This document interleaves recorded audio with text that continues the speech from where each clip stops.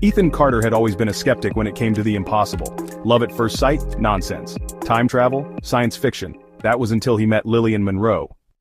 Their first encounter was at a small antique bookstore on a rainy evening. Ethan, a historian, was perusing old manuscripts when he saw her. A woman in a vintage dress, her auburn hair cascading in waves. She smiled at him, a look of recognition in her eyes, though he was certain they'd never met before. "You're Ethan Carter, I've been waiting for you," Lillian said, her voice soft but certain. "Do I know you?" Ethan asked, looking puzzled and intrigued. "Not yet, but you will." Lillian's mysterious smile as she looks intently at Ethan. Over the next few weeks they met repeatedly, always by chance, or so he thought. The more time they spent together, the deeper Ethan fell for her. Yet, something about Lillian was strange.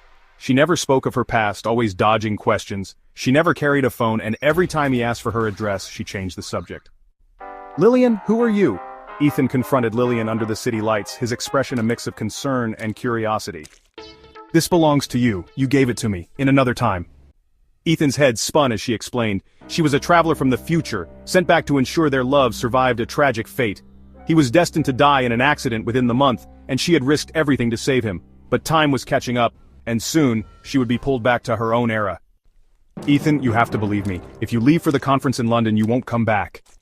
Skepticism warred with the undeniable truth in her eyes. He had booked the flight weeks ago, but now, could he ignore her warning?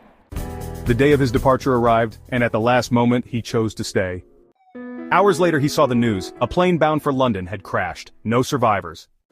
He rushed to the bookstore to find her, but she was gone.